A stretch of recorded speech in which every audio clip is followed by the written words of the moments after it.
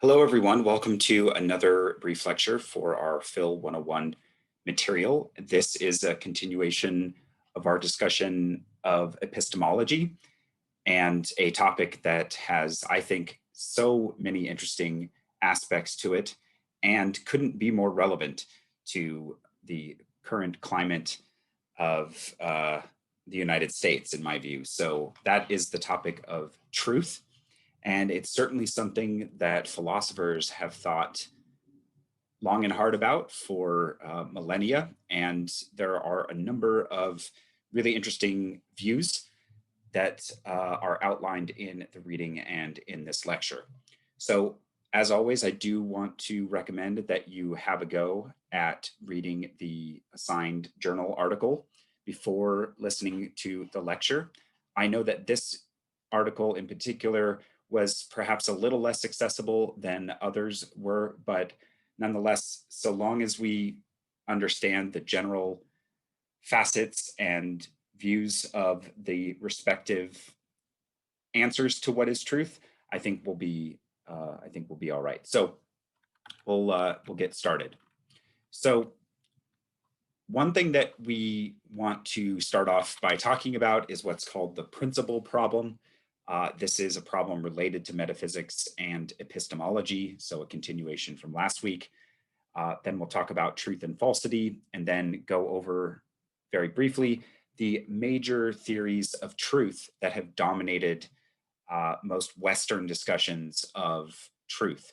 One thing that I want to point out here is that there are other notions of truth that are not covered in this reading and in this lecture that might be more applicable to some philosophers from Asia and even indigenous philosophy. But because of space constraints, we are only going to talk about some of the more major Western conceptions, but that isn't to say that there aren't others, and that that omission is not meant to be a signifier that other views aren't as plausible, but that we want to talk about some of the more major influential theories that have been discussed, especially in the last few hundred years.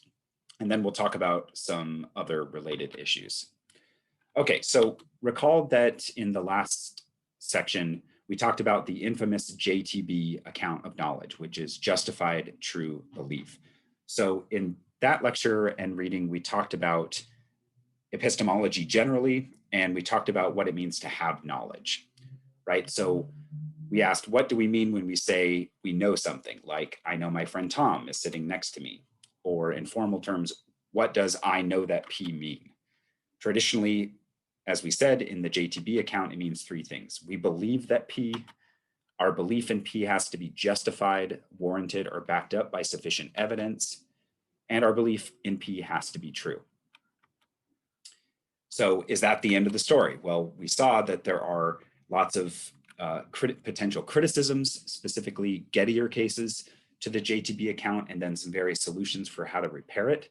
And there's obviously significant philosophical disagreement on whether the JTB account can be rescued, but it's still nonetheless a very popular view about knowledge.